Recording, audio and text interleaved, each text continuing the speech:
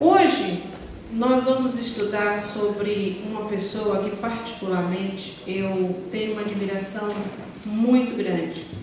Se tem uma história na Bíblia que eu gosto demais, é a história de Ana. E a história dela se encontra em 1 Samuel,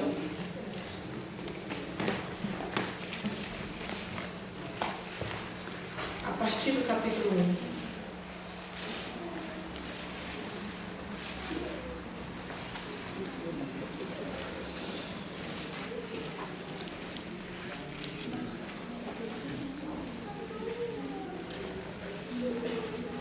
O livro de Samuel começa com o relato de Ana, a mulher que se torna mãe do profeta Samuel, que viria a ungir o primeiro rei de Israel, Saul, e o maior rei de Israel, Davi. Ana, em muitos aspectos, é um exemplo maravilhoso de mãe, de mulher. Ela foi uma das mais nobres hebreias que já viveu.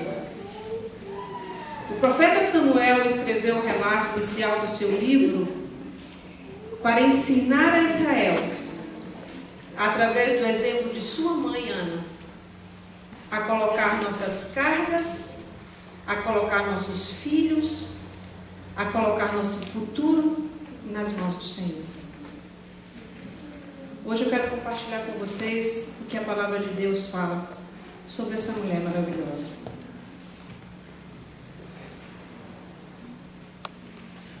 Ana era a esposa favorita de Eucana, um levita de Ramataim Zofim.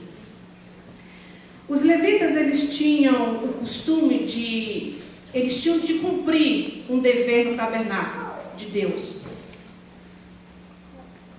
uma vez por ano. E Eucana havia ido com sua família ao tabernáculo. Ele ia todo ano com a sua família ao tabernáculo fazer suas obrigações como um levita. Eucana era de uma família, era uma das famílias mais ilustres dos levitas, os descendentes de Coate, primo de Moisés e de Arão.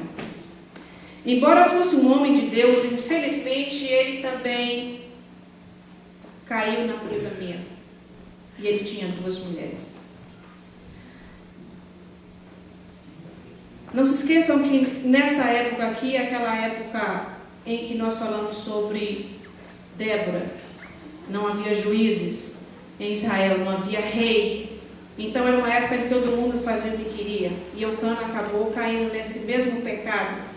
Pecado de Abraão, de Davi, de ter mais de uma mulher. E assim começa um conflito dentro de casa. Deus nunca aprovou esse tipo de atitude. Apesar do grande desejo de Ana de ter um filho, ela era estéril.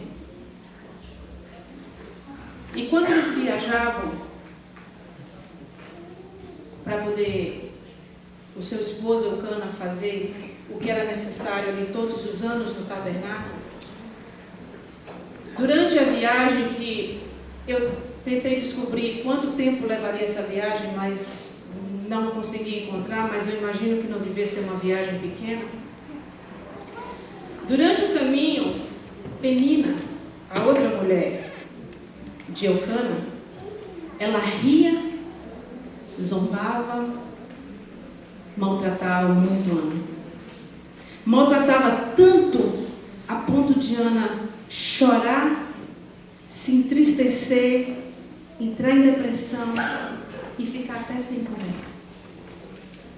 E nesse ano específico, ela estava sofrendo talvez mais do que nunca. E ela entrou no templo para orar enquanto o seu esposo estava fazendo o que precisava. O interessante é que Eucana amava muito mais Ana do que Penina. Tanto que quando ele distribuía os sacrifícios, quando era feito os sacrifícios, depois que eles faziam os sacrifícios e as oferendas, eles tinham uma festa. Eles comiam, eles comemoravam. E o pai da família, o cabeça do lar, ele distribuía comida.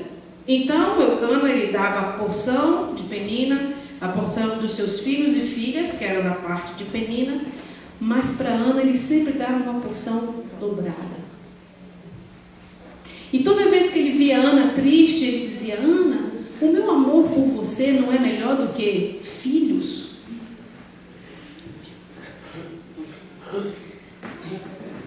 Eucana não tinha a menor ideia do que é ser uma mãe estéril, uma mulher estéril. E Ana estava muito triste. Se ajoelhou ali e ela clamava a Deus. O sofrimento dela era tão grande que era possível ser visto a sua angústia. E ela apenas movia os lábios. Eli estava sentado perto de uma pilastra. Viu aquela mulher ali debruçada no banco, talvez jogada no chão. O desespero dela era tão grande. E ele imaginou que ela estivesse bêbada. Coitada de Ana, sofrendo o desprezo de Penina, sofrendo a tristeza de não poder ter um filho, e o sacerdote, o pastor, que talvez ela pudesse encontrar algum apoio, chega para ela e diz: você está bêbada. Sabe, irmãos, às vezes nós cometemos esses erros com nossos irmãos na igreja. Liderança da nossa igreja, nós, eu me coloco na parte da liderança também, nós devemos tomar muito cuidado. Quando a gente vê uma pessoa, nós devemos perguntar primeiro, antes de apontar os erros, antes de soltar a língua, soltando críticas, se a gente saber o que aquela pessoa está passando realmente. E apesar de Eli, se nós lermos, eu estou relatando a história, mas se a gente fosse ler verso por verso, a gente vê no livro de Samuel que Eli não era um sacerdote muito admirável. Os seus filhos faziam muita coisa errada. Então ele não era um pastorzão. E apesar de Ana saber disso, apesar de Ana ter conhecimento de que o sacerdote não era uma pessoa assim tão confiável por causa do que os filhos dele faziam, ela não deixou de vir ao templo orar. Ela não deixou de vir ao templo buscar as bênçãos de Deus. Muitas vezes nós, porque a gente vê um líder ser grosso, ou porque a gente vê alguém fazendo alguma coisa errada, a gente não põe mais os pés na igreja. Ou às vezes a gente fica zangado. Mas Ana, o sofrimento dela era tão grande que essas coisas se tornavam pequenas para ela. Ela queria se entregar a Deus. Ela queria que Deus a ouvisse. Eli chegou para ela e disse: mulher, você está bêbada? Ela disse: não, eu não estou bêbada. Eu sou uma mulher sofrida. Eu tenho uma angústia. Mesmo Ana sabendo que aquele líder, ele não era um líder que tinha muito respeito das pessoas, ela o tratou com decência. Porque ela era uma mulher de oração. Quando nós somos pessoas de oração, essas coisinhas se tornam pequenas para a gente. E aí ele disse para ela: vai, que Deus vai te conceder o que você quer. Ana, ela estava no plano de Deus, mas como Sara, ela estava experimentando o silêncio de Deus. Ela daria luz ao primeiro profeta de Israel, ao famoso profeta Samuel. E depois disso ela ainda teria mais 3 filhos e 2 filhas. Alguém sabe o que significa o nome Ana? Cadê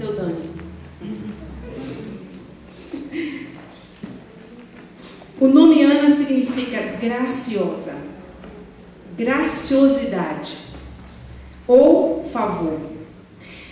O interessante é que parecia que as coisas não estavam sendo tão graciosas para Ana na vida dela. Ela não via graciosidade por parte da rival Penina, nem favoritismo algum da parte do Senhor, até onde ela podia avaliar. Apesar de Ana aparentemente não haver visto graça manifestada em sua vida, ela reagiu com uma atitude graciosa diante da sua circunstância. Nós precisamos aprender uma lição. Nossa vida, nosso humor, nossa motivação para fazer as coisas não pode depender da forma de como pensamos, de como queremos que as pessoas nos tratem, ou mesmo da forma que nós achamos que Deus deveria se comportar conosco. A maneira como nos conduzimos na vida não depende das circunstâncias, mas sim de como reagimos diante das circunstâncias. Graça e favor se manifestam em nossas vidas pela maneira como nós respondemos às diferentes situações e não como esperamos que Deus responda para nós. Ana se apegou à graça de Deus de tal maneira que foi capaz de mostrar graça, autocontrole diante do ódio da sua rival, que a afligia constantemente com a sua língua cruel. Mas não nos esqueçamos, Ana era humana. E o menosprezo de Penina fez dela uma mulher triste de espírito. Ao longo do nosso ministério, nós temos encontrado mulheres que clamam a Deus por filhos. Em Dallas, por exemplo, nós tivemos pelo menos três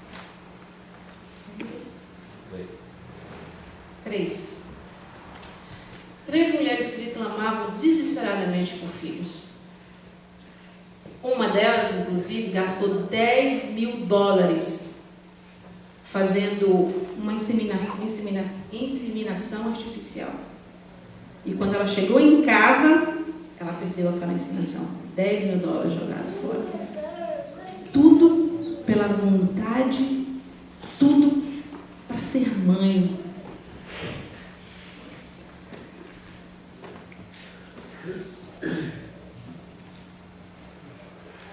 Eu fico...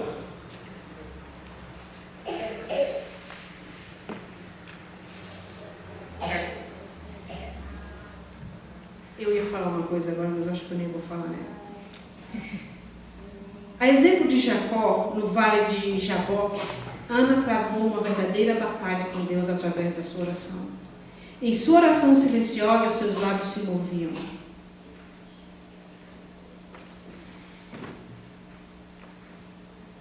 Mulheres da minha igreja, permitam-me encorajá-las a fazer uma coisa. Sejam mulheres de oração. Põe a vida dos seus filhos na mão de Deus. Amém. Faça da oração a força que move você.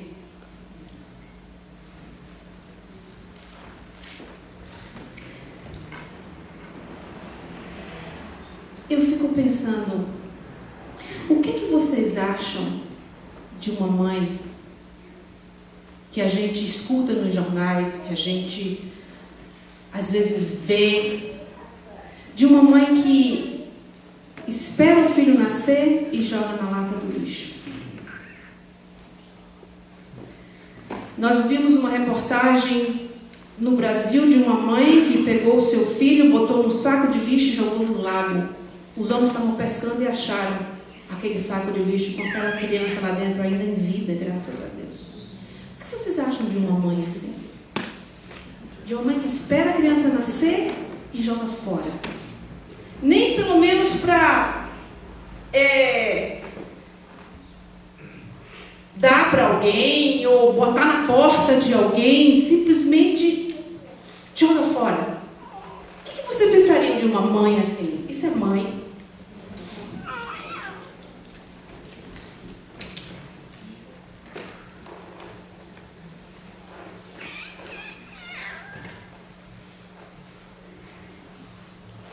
Eu acho que vocês devem estar pensando, é um monstro, né? Uma pessoa que faz isso é um monstro. Agora eu pergunto a você, qual a diferença de uma mãe que espera o filho nascer e joga fora, e de uma mãe que tem um filho e o abandona dentro de casa? Troca seu filho porque não quer viver só com o salário do marido. Troca seu filho por um par de sapato. Troca seu filho por um vestido mais novo. Troca seu filho por um sofá. Qual a diferença? Você não está jogando seu filho fora também? Ana estava desesperada. Eu vi o desespero de algumas irmãs, nossa, em Dallas. O desespero de querer ser mãe. Esperar 5 anos, 6 anos por um filho, esse filho não vir.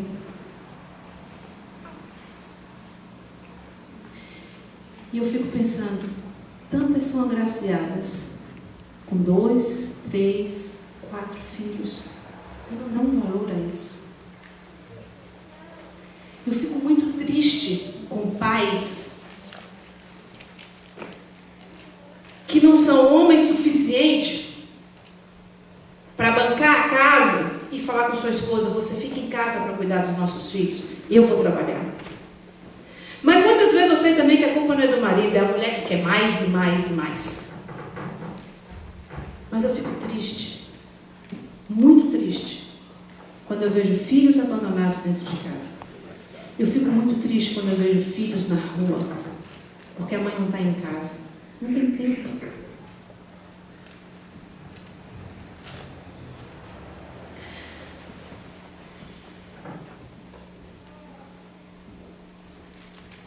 A graciosa, doce, terna submissão de Ana ao Senhor e sua incessante busca de favor através da oração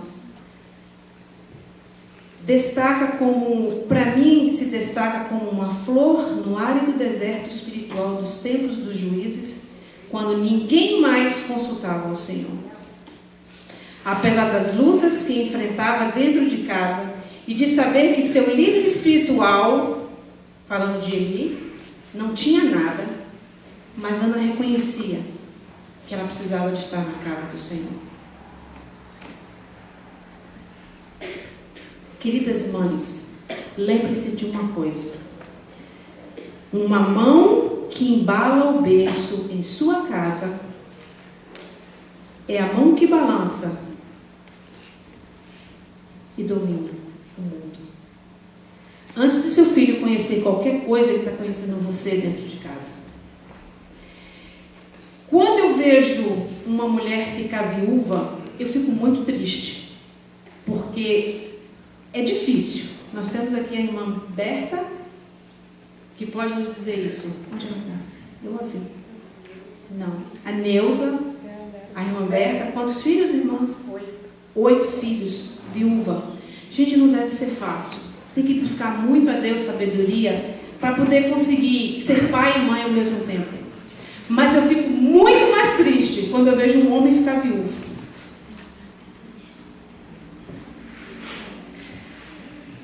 Porque ser mãe é algo divino. O homem pode ter a força muscular, mas a mulher tem a força emocional. É a mulher que consegue o equilíbrio emocional que o homem muitas vezes não tem. É por isso que atrás de grande homem, como diz meu esposo, ao lado de todo grande homem tem uma mulher. Uma mulher que sabe empurrar para frente. Não é aquela que quer coisas, mas é aquela que sabe verdadeiramente dar valor ao que é importante. E Ana era essa mulher.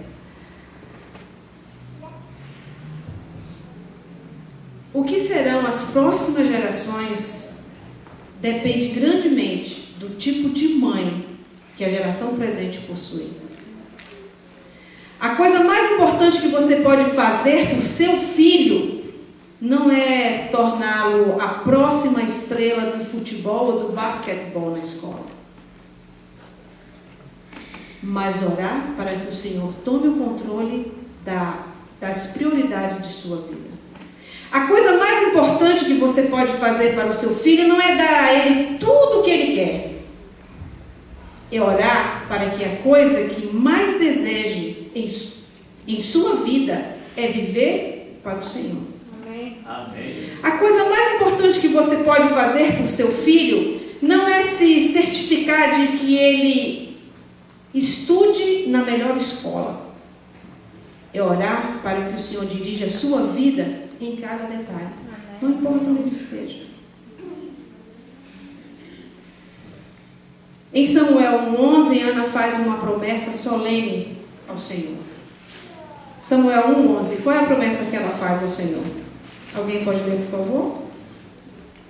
Samuel capítulo 1, versículo 11, qual é a promessa que Ana faz para o Senhor? Fez um voto dizendo: Senhor dos exércitos, se benignamente atenderes para a aflição da tua serva, e de mim te lembrares, e da tua serva, e não esqueceres, e lhe deres um filho varão, ao Senhor o darei por todos os dias da sua vida, e sobre a sua cabeça não passará navalha. Ela fez um voto a Deus. Ela disse que esse filho seria dele. Ela o traria de volta ao Senhor como uma oferta de gratidão.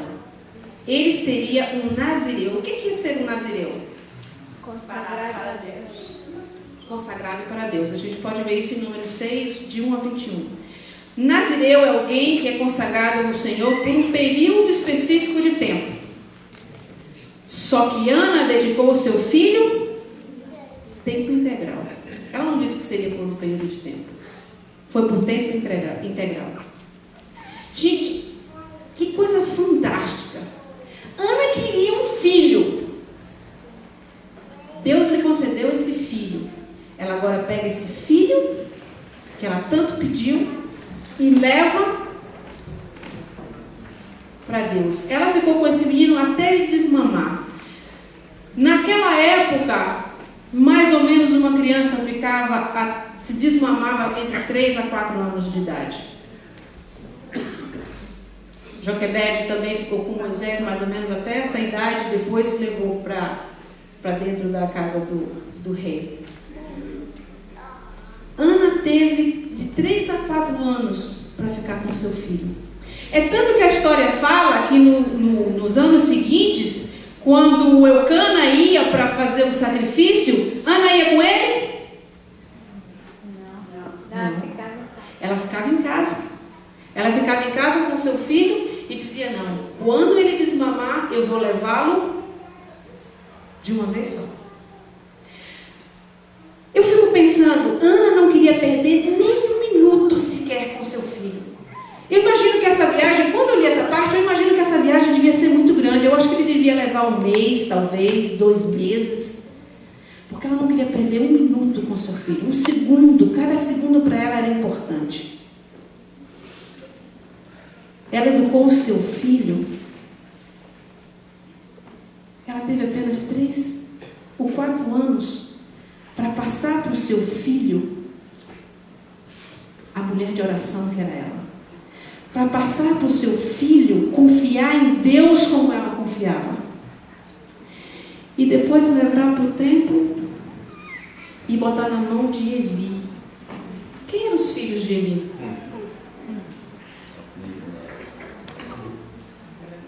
Eles eram bem educados?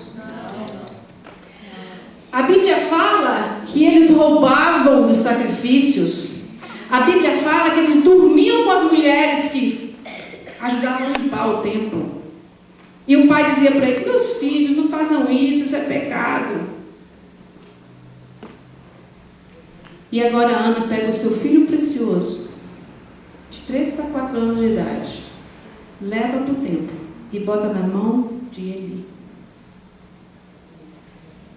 Um pastor não muito querido, um pastor que não tinha um grande exemplo na educação de filhos. Mas quem foi Samuel?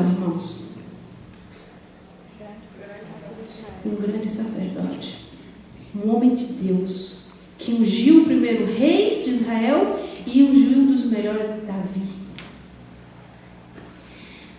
Irmãs minhas queridas, da minha igreja, Ana teve apenas 3 ou 4 anos para instruir o seu filho, e ele foi um grande homem, apesar do meio ambiente em que ele estava crescendo.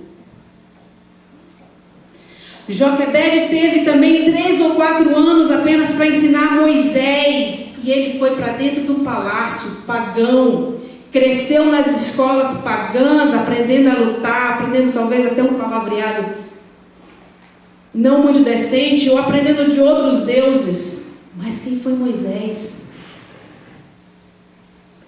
Mães da minha igreja, quando é que vocês vão acordar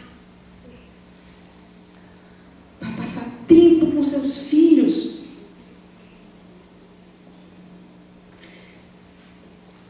Eu não sou exemplo para ninguém, mas nossos filhos não saíram de casa sem antes a gente fazer o culto com eles. E quando nós morávamos aqui da outra vez, muitas vezes meu esposo estava fazendo o trabalho da igreja, e às vezes quando ele voltava para casa, nossos filhos já estavam dormindo. Mas eu nunca deixei, irmãos, de fazer o culto com eles à noite. Podia ser a hora que fosse. Eu sentava ali com eles e a gente lia a Bíblia, a gente estudava lição, de manhã a gente estudava meditação, a gente comprava inspiração juvenil para a idade deles. Outra coisa, como eu disse, eu não sou exemplo, irmãos, mas se deu certo para a gente, pode dar certo para você também. A gente vive pelas experiências boas que a gente vê na vida. Não foi por um acaso que nós fizemos isso. Foi lendo e foi vendo experiências de pessoas que os filhos eram bem educados e sucedidos. Outra coisa, se meu filho ou meus filhos tivessem alguma coisa na escola, como meu filho, mãe, eu quero participar do time de natação. Ótimo, uma bênção, vamos participar do time de natação. Só que ele ia para a escola 7h30 da manhã, acabava a aula 3 horas, entrava no school bus e ia treinar e voltava 8, 9 horas da noite. Ele, E o curso de quarta-feira? Falei, meu filho, isso não está legal. Mas mãe, no domingo eu estou lá na igreja, no sábado, no domingo. Não, mas tem culto de quarta também. Nunca permiti que meus filhos fizessem alguma tarefa na escola que viesse impedir a eles estarem nos cultos na igreja. Mãe, eu tenho muito homework para fazer quarta-feira. Não dá para ir para a escola. Digo, meu filho, acontece o seguinte. Ou você faz. Não dá para ir para a igreja, para ir para a escola, né? É o sistema nervoso. Mas vocês estão me entendendo. Eu dizia, meu filho, acontece o seguinte. Ou você adianta antes, ou quando chegar da igreja, você faz um serãozinho. Mas deixar de ir para a igreja, não. É importante ter educação? É muito importante ter educação. Mas eu quero você no céu. Porque para o céu, com educação, ter educação, você tem que estar lá. Amém. Não é a escola que vai levar para o céu. É a igreja que vai levar você para o céu. Irmãos, não deixe trabalho de escola, não deixe banda, orquestra, tudo isso é importantíssimo para viver nesse mundo. E nós temos que dar educação aos nossos filhos? Temos. Mas em primeiro lugar, a educação cristã tem que ser posta em nossos lares.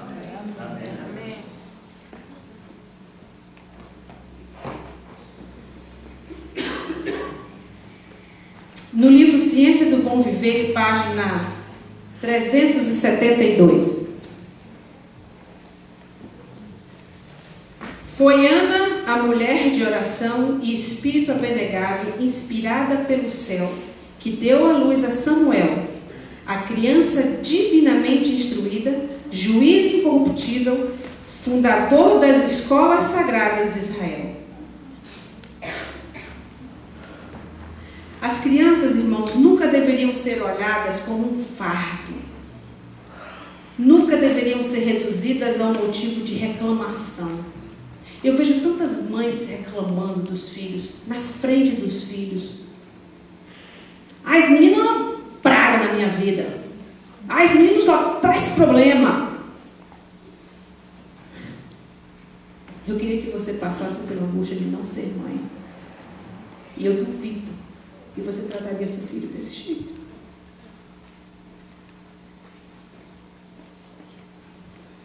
Às vezes menosprezamos nossos filhos porque foi muito fácil, né?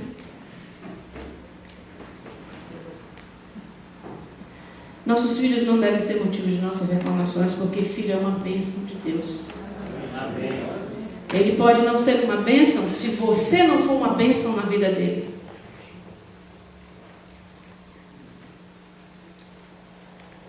Se dorme, se deita com qualquer um como se fosse brincadeira. E depois não assume os filhos que está fazendo por aí pela vida.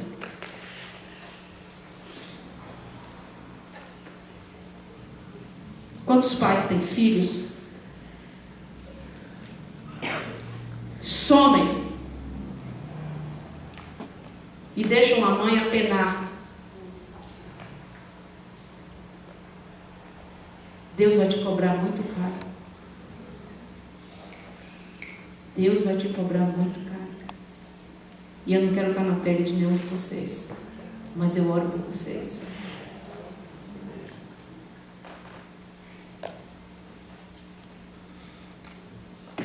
Deus confia essas pequenas vidas para que as criemos e as para disciplinar na admoestação do Senhor. A gente, como eu falei aqui, nós praticamente todos temos filhos, já desfrutamos a maternidade, até mesmo alguns já são avós, né? Como eu, né, Magali? Ser avó é bom, mas ser avó de internet não é muito bom, não, mas é melhor do que nada, né? Mas se tiver alguém aqui que está passando pelo exemplo de Ana, que tem estado orando por um bebê, talvez essa pessoa pergunte: onde está a alegria?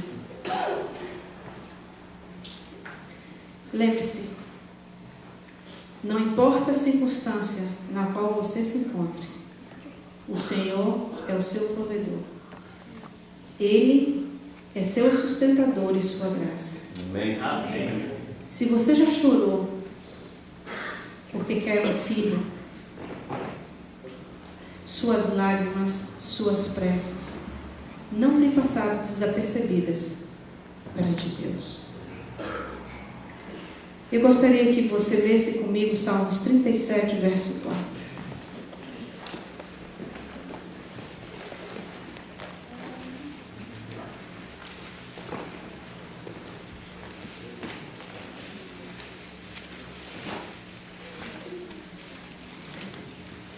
Salmos 37, verso 4. Alguém, por favor, com a voz bem forte, poderia ler para nós, por gentileza? Agrade-se do Senhor e Ele atenderá os desejos do seu coração. Vamos de novo. Aprígio, lê, por favor, Aprígio. Deleite-se no Senhor e Ele atenderá os desejos do seu coração. Amém? Amém. Amém. Ore, põe os joelhos no chão, confie em Deus e Ele atenderá a sua oração. Amém. No capítulo 2, do verso 1 ao verso 11, nós temos ali uma oração de agradecimento. Ana prova realmente ser uma mulher de oração. Ela agradece, ela não esquece de agradecer. E na verdade, essa é uma poderosa oração profética acerca da vinda do Messias, porque se a gente comparar a oração de Ana com a oração que Maria fez lá em Lucas, nós vamos ver que a oração das duas foram similares. Você sabia que a cidade de Eucana e que Ana viveram, Ramataim Zofim, é a mesma cidade do Novo Testamento que leva o nome de Arimateia? Vocês se lembram de um membro do Sinédrio chamado José de Arimateia? Você lembra quem foi esse homem? É interessante fazer uma comparação entre Ana e José de Arimateia. Vou tentar colocar os dois juntos num quadro profético. Tanto Ana quanto José de Arimateia, um membro do Sinédrio, eram da mesma cidade, Arimateia. Ana era uma mulher sem instrução, pobre e impotente. José de Arimateia era um homem altamente educado, rico e poderoso. Ana viveu no período de transição do antigo sistema tribal israelita para a monarquia. José de Arimateia viveu no período de transição da antiga aliança à nova aliança. Ana não se envergonhava da sua fé em Deus.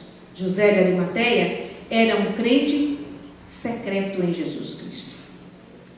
Ana, em grande dor e tristeza, buscou ao Senhor pelo nascimento de um filho. José de Arimateia, em grande tristeza e dor, enterrou o filho do Senhor. Ana esteve envolvida no nascimento do primeiro grande profeta e o último juiz do povo de Deus. José de Arimateia foi envolvido no enterro do último e maior profeta e juiz final, Jesus Cristo. A intercessão de Ana foi o prelúdio da era dos profetas que fizeram intercessão pelo povo diante de Deus.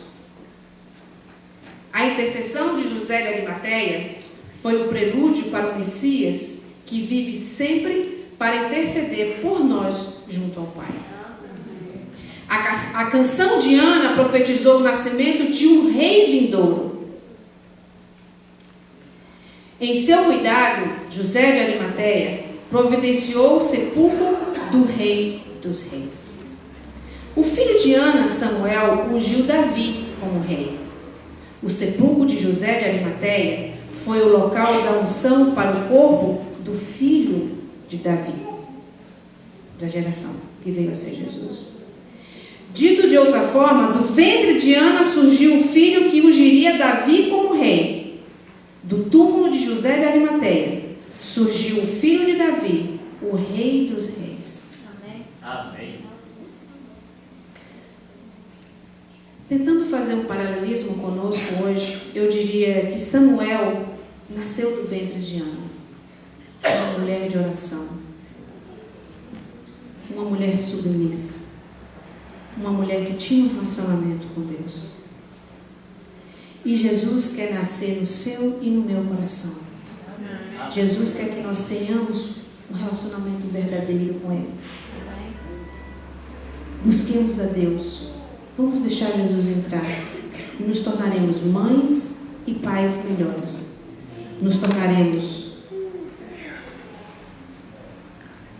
mais semelhantes a Jesus, se nós nos colocarmos nas mãos de Jesus. Amém. Querido Jesus, nos toma em Tuas mãos. Amém. Por favor, Deus, conduza a nossa vida. Mostra o Teu querer. Que nós possamos ter humildade, ó Deus, para Te obedecer.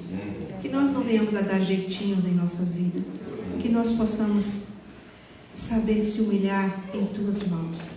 Que nós possamos, ó Deus, levantar, encarar a nossa vida, ver a nossa realidade, ter um objetivo, mas que o nosso objetivo seja chegar aos céus. Amém. E para chegar aos céus, ó Deus, somente em Tuas mãos. Nos leva para casa em Tuas mãos. Amém. Nos guia e nos protege, ó Deus. E leva-nos um dia para os céus em Tuas mãos. Amém.